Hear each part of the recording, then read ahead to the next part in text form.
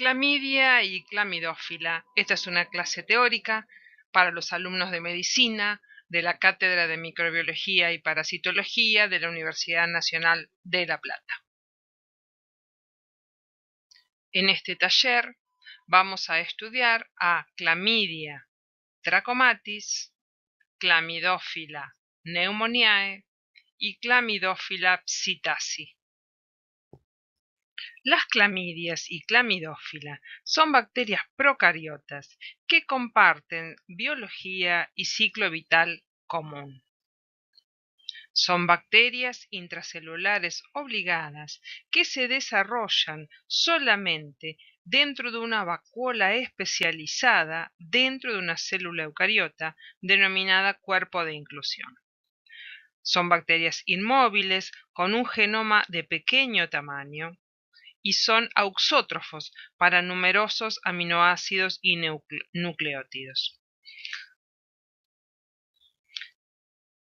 Clamidia y clamidófila presentan similitudes morfológicas y estructurales con bacterias gram negativas, con una membrana externa trilaminar con lipopolisacárido, pero sin peptidoglicano. Estas bacterias presentan dos estadios metabólicos: el cuerpo elemental y el cuerpo reticulado. El cuerpo elemental es la forma de resistencia bacteriana. Se ubica en forma extracelular, es el elemento infeccioso, pero presenta un metabolismo inactivo.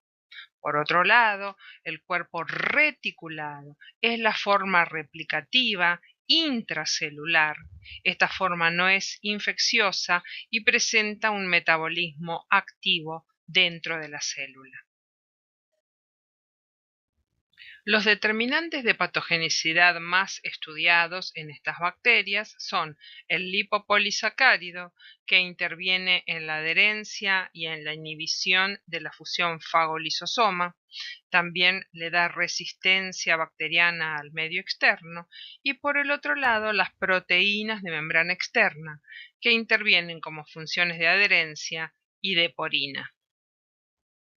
Estas proteínas de membrana externa representan el 60% de la superficie en Clamidia trachomatis y son fundamentales para el mantenimiento de la rigidez del cuerpo elemental cuando se une a las proteínas ricas en cistina.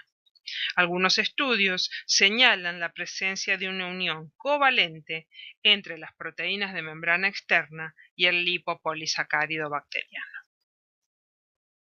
Asimismo, las proteínas de estrés térmico GRO-L y DNA-K estarían involucradas en el desarrollo de una respuesta tipo autoinmune.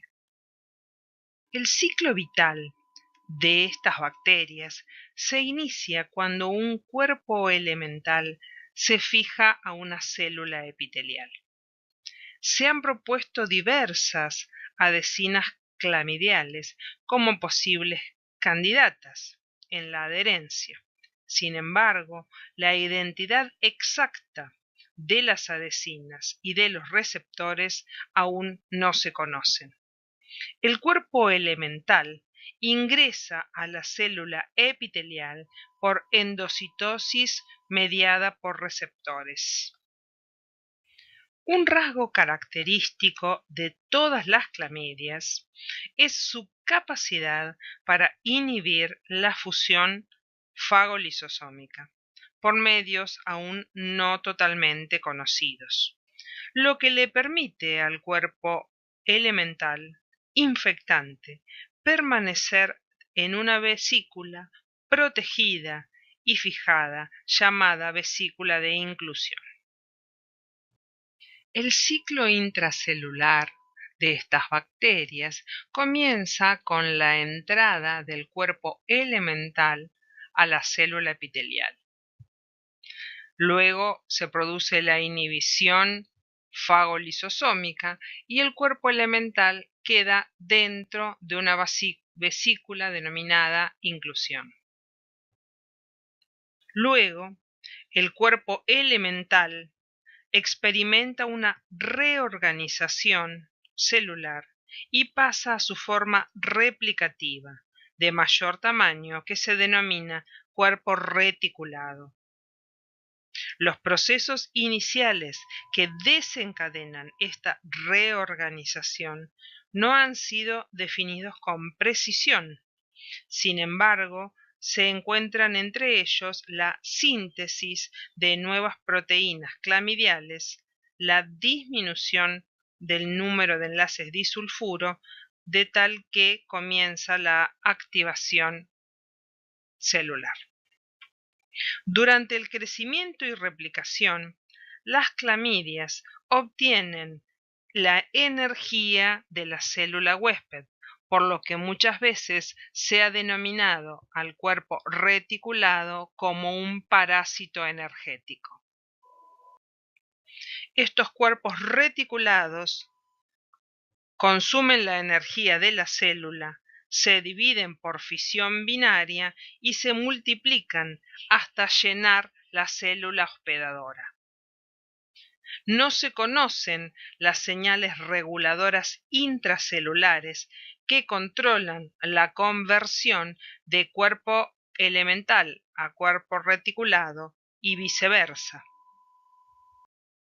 Los cuerpos reticulados se transforman nuevamente en cuerpos elementales que se liberan de las células infectadas por distintos mecanismos.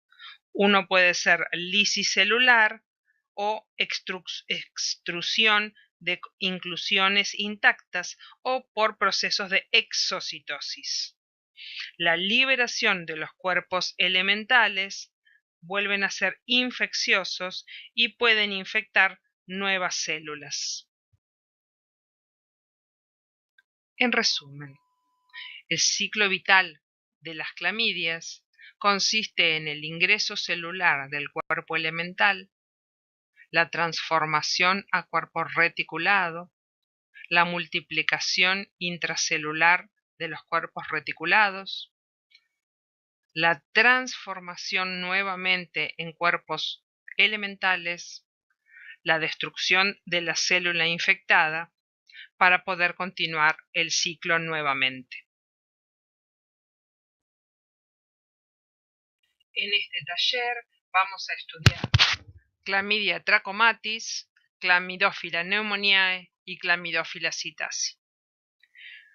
Clamidia trachomatis presenta dos biovariedades, la biovariedad TRIC y la biovariedad LGB. Entonces, Clamidia trachomatis, biovariedad TRIC, 0 variedades A, B y C, son halladas en infecciones conjuntivales, producen conjuntivitis. Clamidia trachomatis, biovariedad TRIC, 0 variedades D a la K, producen infecciones geniturinarias, principalmente asociados a uretritis no gonocóxica y cervicitis.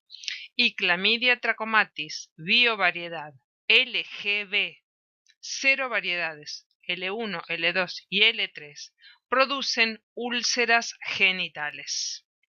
Asimismo, Chlamydophila pneumoniae presenta una sola 0 variedad, dando infecciones respiratorias, y Chlamydophila psittaci presenta numerosas 0 variedades y es causal de neumonías. Vamos a ilustrar estas infecciones con un cuadro clínico.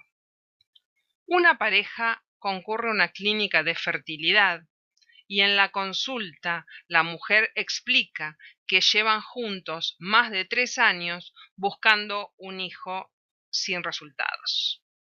¿Es posible que Clamidia trachomatis sea una causa de infertilidad?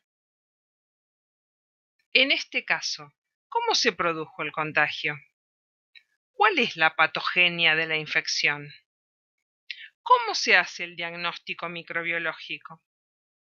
¿Qué muestras biológicas deberían recolectarse? ¿Esta infección es frecuente en Argentina? ¿Existen vacunas frente a este patógeno? Clamidia trachomatis es una bacteria que presenta un ciclo vital intracelular y se asocia con una amplia variedad de patologías, principalmente infecciones oculares y genitales. La Organización Mundial de la Salud estima que se producen 90 millones de infecciones por año en la población mundial. Clamidia trachomatis puede producir distintos tipos de enfermedades. Entre ellos, los más relevantes son tracoma ocular, linfogranuloma venéreo, infecciones urogenitales en el adulto e infecciones perinatales. El tracoma ocular, producido por Clamidia trachomatis, es una conjuntivitis folicular que puede evolucionar a la pérdida de la visión y a la ceguera. Esta enfermedad se conoce desde la antigüedad y en las zonas en donde es endémica, la primera infección se suele producir en la primera infancia, en general antes de los 2 años de edad, y la enfermedad activa persiste durante varios años. En sus etapas iniciales, el tracoma se manifiesta como una conjuntivitis folicular crónica con infiltración inflamatoria. A medida que la enfermedad avanza, se van desarrollando cicatrices en la conjuntiva y se afecta la córnea.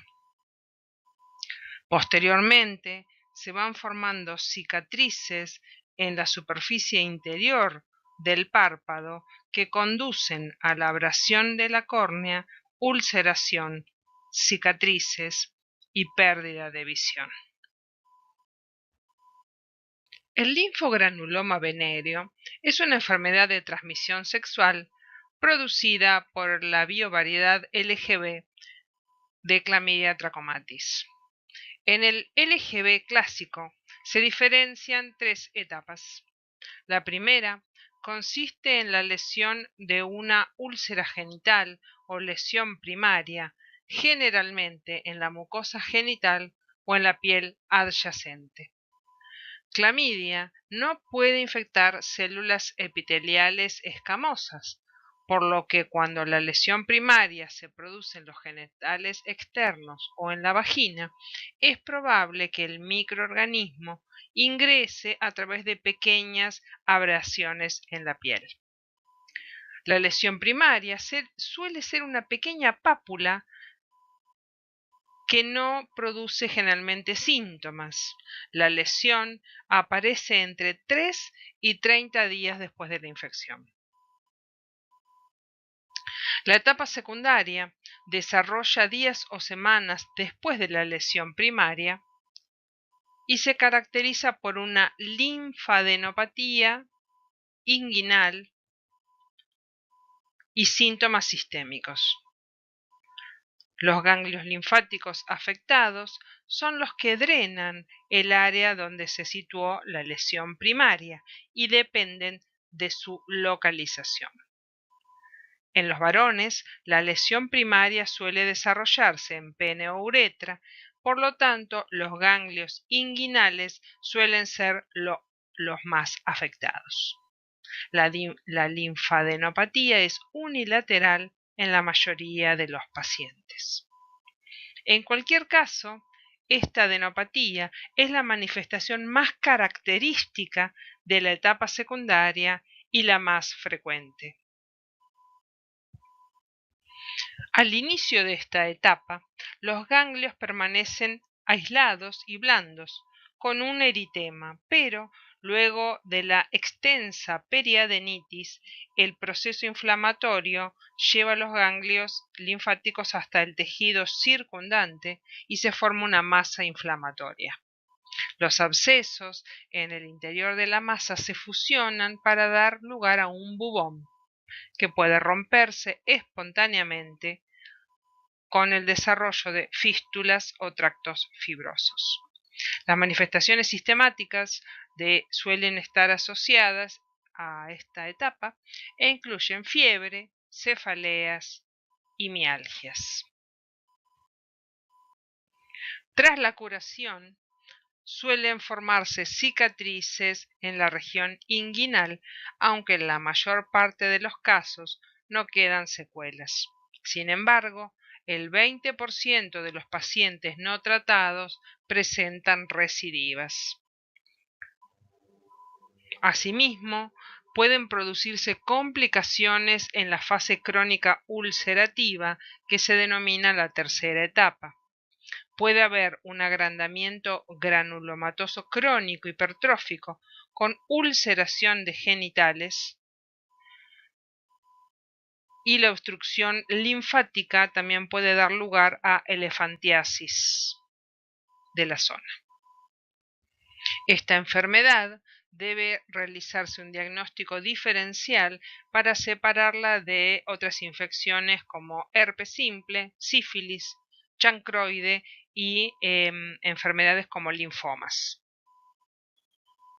Clamidia trachomatis también suele producir infecciones urogenitales en la población adulta. En los varones, la infección más frecuente es la uretritis, también denominada uretritis no gonocóxica. Los síntomas principales son secreción uretral y disuria. Pueden producirse además epididimitis, proctitis, conjuntivitis y concluir en un cuadro de infertilidad. Con respecto a las mujeres, la principal manifestación de la infección es la cervicitis.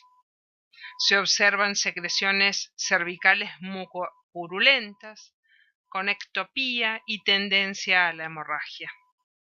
Las mujeres también pueden tener cuadros de uretritis, salpingitis, enfermedad inflamatoria pélvica, conjuntivitis e infertilidad.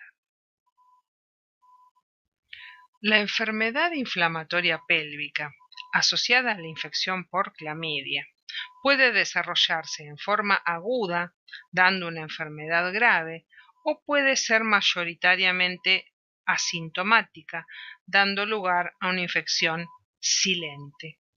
Las consecuencias a largo plazo de la enfermedad inflamatoria pélvica son infertilidad, embarazo ectópico y síndrome de dolor pélvico crónico. En los países desarrollados, la infertilidad afecta aproximadamente a 1 de cada 6 parejas y se debe a la oclusión tubárica, en un caso comprendido entre el 10 y el 30%. En el caso de clamidia, no se conocen los mecanismos responsables de la oclusión tubárica. Sin embargo, podrían estar asociados como una combinación de inflamación crónica y formación de cicatrices por infecciones recurrentes o persistentes. Clamidia trachomatis también puede producir infecciones perinatales. Las más frecuentes son la conjuntivitis neonatal de inclusión y la neumonía del lactante. La infección del lactante suele ser adquirida durante el paso a través de un canal de parto infectado. De forma excepcional, se han informado casos de lactantes que se infectan por el contacto mano-ojo con un cuidador infectado con clamidia. Entre el 20 y el 45% de los lactantes nacidos de mujeres infectadas con clamidia desarrollaron conjuntivitis neonatal. Aunque el porcentaje de niños que presentan signos serológicos de la infección, como presencia de anticuerpos, puede ascender hasta un 60% de los casos. El periodo de incubación habitual de la conjuntivitis varía entre 5 y 12 días después del nacimiento, aunque el proceso puede manifestarse hasta la 6ª semana de vida. A veces la conjuntivitis del lactante va acompañado de rinitis mucopurulenta y en las niñas lactantes puede presentarse vulvovaginitis. El otro tipo de infección frecuente por clamidia es la neumonía del lactante. Entre el 10 y el 20% de los lactantes nacidos de madres infectadas desarrollan neumonía por esta bacteria. Los lactantes infectados suelen presentar los primeros síntomas a las 8 semanas de edad, con obstrucción y secreción nasal, taquipnea y tos. Además, la mitad de los lactantes pueden presentar antecedentes de conjuntivitis y de otitis.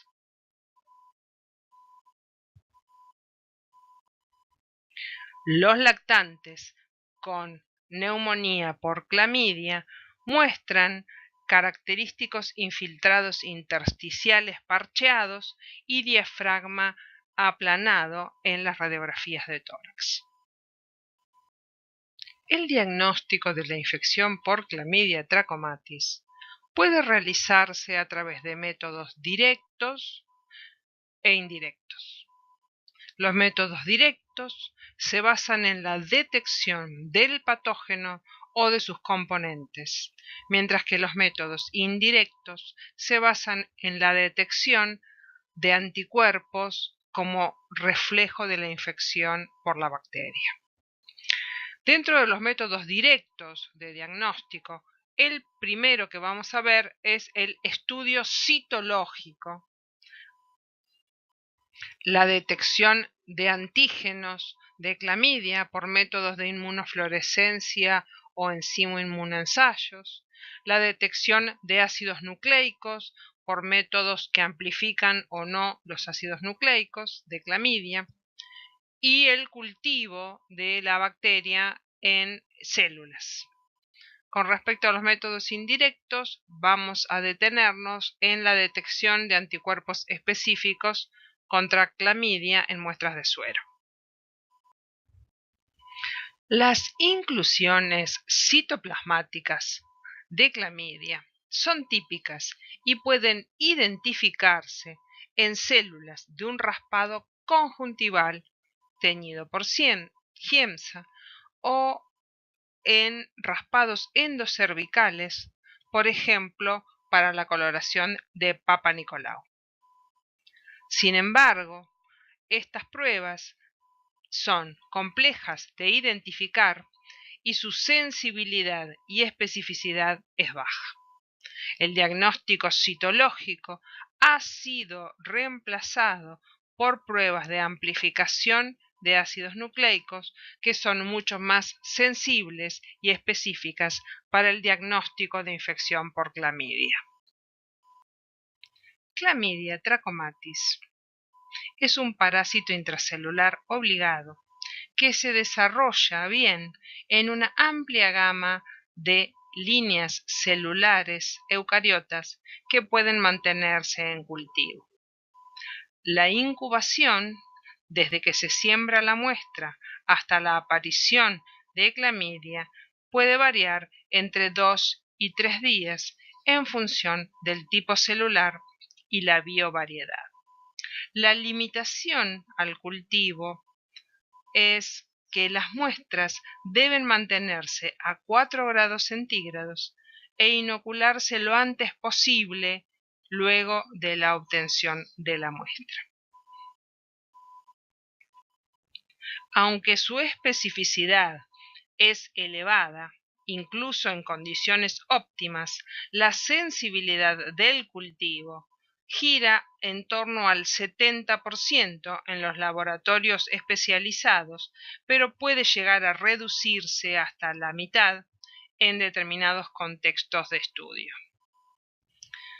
Otro factor que puede afectar el cultivo de clamidia es el número de microorganismos viables que excretan las personas infectadas. Por ejemplo, la mayor positividad en los cultivos de clamidias se observan en las infecciones oculares como el tracoma o la conjuntivitis. Asimismo, las mujeres que presentan riesgo de infección con cultivo de endocervix presentarán mayor resultado que la muestra recolectada de uretra. Además, en el linfogranuloma venéreo, el microorganismo puede aislarse en cultivo de pus del bubón en un 30% de los casos y con menor frecuencia en el cuello de útero o la uretra. Asimismo, clamidia se ha podido aislar del recto, del líquido de lavado bronquialveolar, de endometrio, trompas de falopio, epidídimo, cavidad peritoneal y semen de donantes. Dada la disponibilidad limitada y la sensibilidad variable de los cultivos de clamidia, asimismo como los impedimentos técnicos asociados al uso de cultivos en monocapa celular, se han realizado esfuerzos para desarrollar nuevas pruebas diagnósticas. En la actualidad se encuentran disponibles pruebas para detectar antígenos de clamidia que no requieren cultivo. Los más utilizados son la inmunofluorescencia directa o los métodos de ELISA para detectar antígenos de clamidia. La mayor parte de los estudios realizados han demostrado una sensibilidad superior al 70% y una especificidad superior al 95% para los antígenos de clamidia. Sin embargo, las pruebas que no requieren cultivo de clamidia son más sensibles en pacientes sintomáticos que liberen grandes cantidades de microorganismos, mientras que la sensibilidad es menor cuando el paciente es asintomático, que desprende una baja cantidad de bacterias. Los métodos moleculares para la detección de clamidia en las muestras del paciente presentan una elevada sensibilidad y especificidad. Además, pueden utilizarse muestras no invasivas como orina y frotis vaginales. Los dos métodos más utilizados para el diagnóstico de infección por clamidia son la detección de antígenos y la amplificación de ácidos nucleicos. La detección de antígenos de clamidia normalmente se realiza por inmunofluorescencia directa, una técnica bastante laboriosa que requiere personal calificado para la observación al microscopio. Por otro lado, la amplificación de ácidos nucleicos presenta una elevada sensibilidad y permite el uso de muestras, no solo de uretra y endocervix, sino muestras vaginales y de orina, que son muestras no invasivas y permiten el tamizaje de una gran cantidad de muestras en la población. Sin embargo, los métodos moleculares presentan un costo elevado y requieren personal calificado para su realización. Si analizamos la sensibilidad de todos los métodos que se pueden utilizar para el diagnóstico de clamidia, vemos que la mayor sensibilidad la presenta la amplificación de ADN de clamidia. La sensibilidad siguiente es el cultivo y en menor medida la inmunofluorescencia directa. Por último, las técnicas de ELISA para la búsqueda de antígenos en la muestra y las técnicas moleculares que no amplifican el ácido nucleico presentan las menores sensibilidades diagnósticas. Las pruebas serológicas para la detección de clamidia tienen una utilidad limitada en el diagnóstico de infecciones oculogenitales producidas por estos microorganismos. Las pruebas más utilizadas pueden ser fijación de complemento o inmunofluorescencia. Sin embargo, la utilidad de los anticuerpos anticlamidia es valiosa en los pacientes que presentan linfogranuloma venéreo. Con respecto a la inmunoglobulina M anticlamidia, se observa en el 30% de los lactantes que presentan conjuntivitis neonatal y en casi todos los niños que presentan la neumonía del lactante por clamidia. Sin embargo, la presencia de IgM anticlamidia es poco frecuente en los adultos con infección genital. La prevalencia de IgG anticlamidia varía entre 30 a 60% de los adultos sexualmente activos. Podría existir asociación entre la presencia de inmunoglobulina A específica para clamidia y la existencia de enfermedad activa. Sin embargo, su sensibilidad y especificidad de esta prueba no son los bastante elevados como para que tenga una utilidad clínica.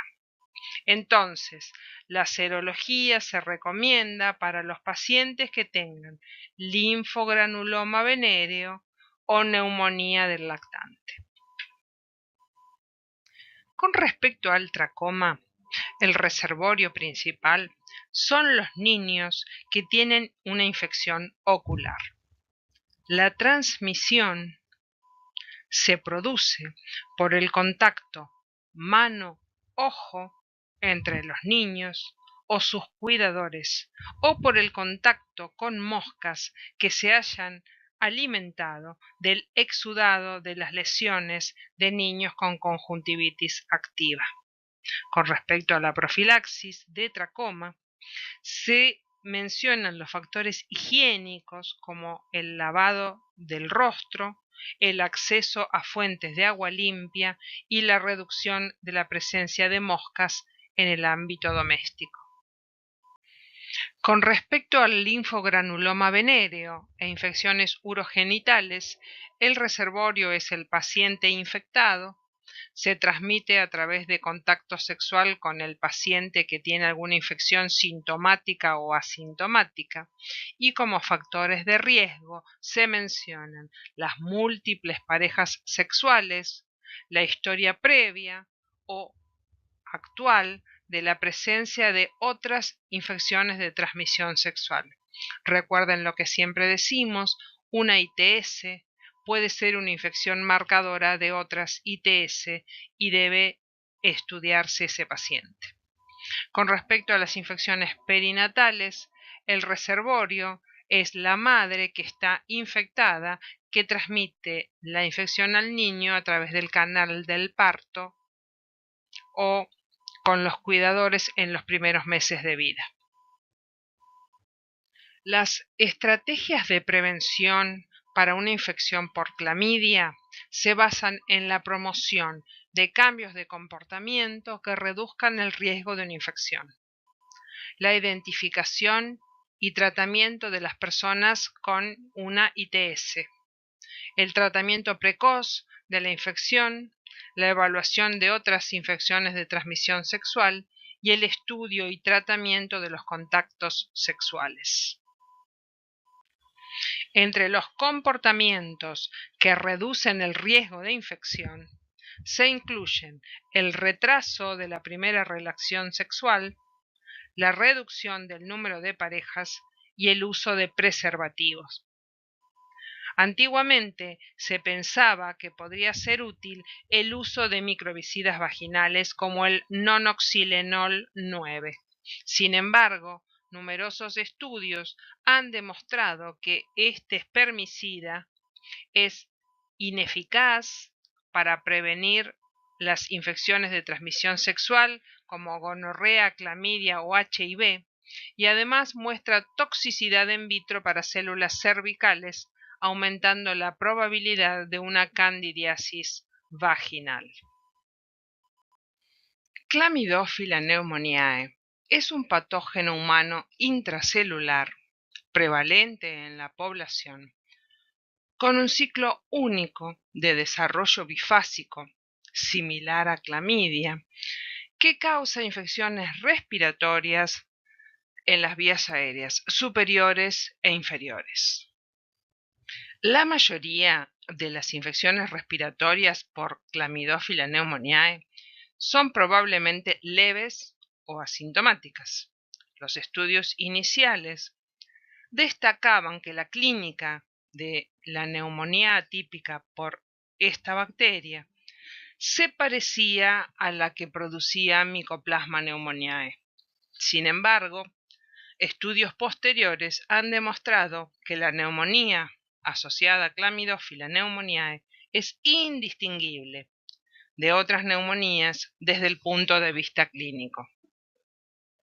La neumonía debida a Chlamydophila pneumoniae forma parte de las denominadas neumonías atípicas.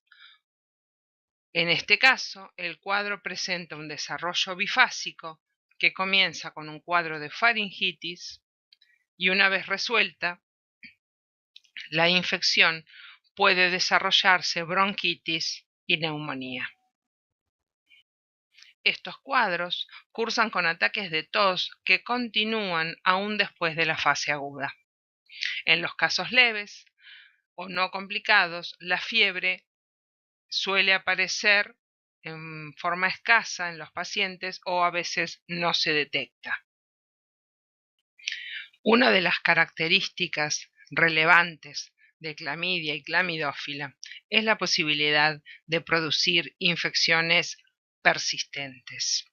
Desde el punto de vista clínico, la infección por clamidias es el prototipo de infección persistente, capaz de persistir en el huésped durante meses o años sin causar enfermedad evidente. La infección crónica persistente por Chlamydophila pneumoniae se ha implicado en la patogenia de diversas enfermedades crónicas que inicialmente no se pensaba que fueran infecciosas, como el asma, la artritis, la arteriosclerosis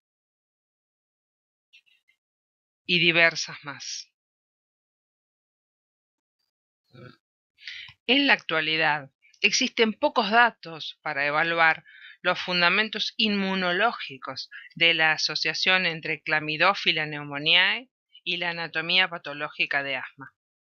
La infección persistente por esta bacteria que ha sido demostrada en los pacientes asmáticos podría ser la consecuencia de una respuesta T-helper 1 insuficiente en estos pacientes, la cual es esencial para la eliminación de las bacterias intracelulares.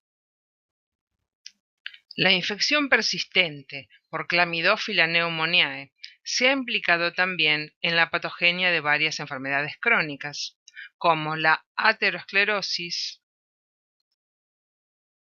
la esclerosis múltiple, la arteritis temporal, el ictus, la enfermedad de Alzheimer, el cáncer de pulmón y la degeneración macular.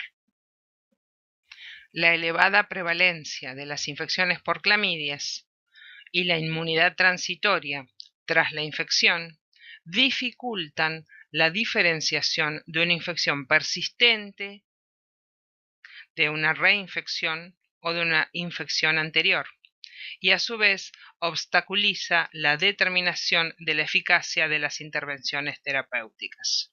Por lo tanto, es un tema que requiere estudios posteriores para llegar a distintas conclusiones. Los métodos directos de diagnóstico de infección por Chlamydophila pneumoniae involucran el cultivo de la bacteria, la detección de antígenos, la detección de ácidos nucleicos como los métodos principales. Sin embargo, estos métodos no son útiles para identificar si es una infección actual por clamidófila, si es una infección pasada, si es una reinfección o una infección crónica persistente. Los métodos directos se utilizan sobre todo en el contexto de la investigación clínica epidemiológica y requieren laboratorios especializados para su desarrollo. Por lo tanto, en el contexto clínico de rutina y en el diagnóstico habitual de las infecciones por Clamidófila pneumoniae, el diagnóstico de infección en un paciente se realiza por métodos indirectos, como la búsqueda de anticuerpos específicos contra Clamidófila. El diagnóstico indirecto de una infección por Clamidófila pneumoniae consiste en la detección de anticuerpos específicos contra la bacteria. Los métodos de laboratorio más utilizados son la inmunofluorescencia, en particular la microinmunofluorescencia, métodos de ELISA o de fijación de complemento. En particular, la IgM anticlamidófila suele aumentar entre 2 a 3 semanas luego de la infección y disminuye en las muestras de sangre de los pacientes luego de 4 a 6 meses. Esta IgM específica contra Clamidófila generalmente se observa en la primoinfección y no suele hallarse en las reinfecciones posteriores en el paciente. Con respecto a la IgG anticlamidófila, aumenta posteriormente a la IgM entre 4 a 7 semanas post-infección y permanece en sangre con valores detectables durante 3 años, luego de la cual desaparece y no puede detectarse. Recordamos siempre que la utilización del par serológico, que produce una cuatriplicación del título, indicaría una infección aguda por Clamidófila pneumoniae. Clamidófila pneumoniae presenta un amplio rango de hospedadores. Ha sido aislada de los seres humanos y de diversos animales como caballos, reptiles, anfibios y marsupiales. La vía de transmisión más probable es la vía aérea por las secreciones respiratorias de los pacientes enfermos o de los portadores nasales asintomáticas. Esta bacteria es responsable de un 10% de todas las neumonías adquiridas en la comunidad. La primoinfección ocurre en la infancia, entre los 3 y los 14 años, dependiendo del país. La seroprevalencia en la niñez aumenta con la edad. Entonces, al llegar a la adolescencia, aproximadamente el 50% de la población ya tiene anticuerpos contra esta bacteria y en la edad adulta y en la ancianidad supera el 80%.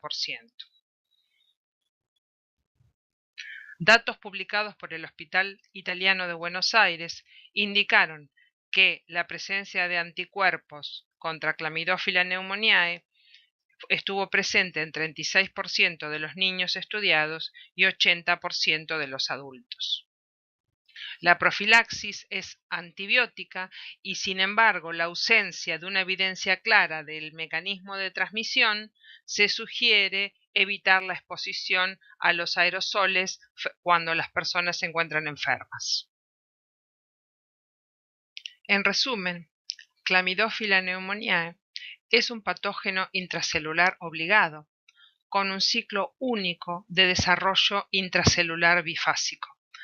Presenta un cuerpo elemental y un cuerpo reticulado de forma similar a clamidia. Esta bacteria es capaz de causar infecciones respiratorias en las vías aéreas superiores, dando cuadros de otitis o faringitis, e inferiores como neumonía aguda de la comunidad. El diagnóstico etiológico de elección se basa en la detección de anticuerpos específicos contra Clamidófila pneumoniae. Si bien se ha indicado que dicha bacteria puede asociarse con diversas enfermedades crónicas, a la fecha aún existen controversias y se necesitan más estudios para corroborar estas afirmaciones. La citacosis es una enfermedad sistémica producida por Chlamydophila psittaci, una bacteria intracelular relacionada con las aves de cría, aves silvestres y exóticas. La población en riesgo de infección incluye a los veterinarios y a las personas que trabajan en tiendas de mascotas, granjas avícolas y mataderos de aves. Sin embargo, toda persona en contacto con las aves puede infectarse con esta bacteria. Chlamydophila psittaci puede producir desde infecciones asintomáticas o cuadros subclínicos hasta neumonía grave. El periodo de incubación de la enfermedad varía entre 5 y 15 días. Los síntomas incluyen fiebre de inicio brusco, escalofríos, dolor de cabeza, malestar general y mialgias. Los pacientes suelen desarrollar tos no productiva que puede estar acompañada de dificultad respiratoria. Los hallazgos radiológicos incluyen infiltrados lobulares o intersticiales. Además, la infección puede producir complicaciones clínicas como miocarditis, endocarditis, encefalitis, queratoconjuntivitis, ictericia y falla multiorgánica. En las mujeres embarazadas, la infección puede manifestarse como una neumonía, hepatitis, insuficiencia renal, sepsis, parto prematuro y muerte. El diagnóstico de citacosis suele realizarse mediante la detección de anticuerpos específicos contra Chlamydophila psittaci en muestras del paciente. Las técnicas que se pueden utilizar suelen ser fijación de complemento o microinmunofluorescencia. Sin embargo, los anticuerpos del paciente que se presentan en títulos bajos pueden deberse a la reactividad cruzada con Chlamydophila pneumoniae y Chlamydia trachomatis. Asimismo, esta bacteria puede cultivarse en muestras de esputo, líquido pleural o muestras de sangre del paciente en la etapa aguda de la enfermedad. Sin embargo, el cultivo de este microorganismo no está aconsejado como método diagnóstico. Primero, por la dificultad técnica, recordando que es una bacteria intracelular obligada, que solamente crece en cultivo celular, y por el otro lado, debido a las importantes regulaciones sobre seguridad biológica. Por último, las técnicas de biología molecular permiten la detección de los ácidos nucleicos de Chlamydophila psittaci. Sin embargo, a la fecha no habían sido validadas para el uso en muestras humanas. La mayoría de las infecciones por Chlamydophila psittaci en los seres humanos se debe a la exposición a las aves infectadas. El contagio se produce por la inhalación de aerosoles, de las secreciones de aves infectadas, por contacto directo con el ave o por el manejo de productos derivados de estas. La prevención implica evitar el contacto y los aerosoles de la materia fecal de las aves, y en los trabajadores avícolas se recomienda una mascarilla de protección respiratoria y guantes. Recordemos que en Argentina es una enfermedad de notificación obligatoria. En resumen, citacosis es una zoonosis que causa una enfermedad en el hombre de tipo severa y que puede diseminarse en la población. El diagnóstico de la infección se realiza mediante la detección de anticuerpos específicos contra Chlamydophila psittaci y por último, esta enfermedad es transmitida a través de la vía respiratoria por contacto directo con las aves o la propagación de aerosoles, de secreciones o polvos contaminados con la bacteria. Por último, dejo mi mail para cualquier duda o consulta que surja en el desarrollo y en el estudio del tema.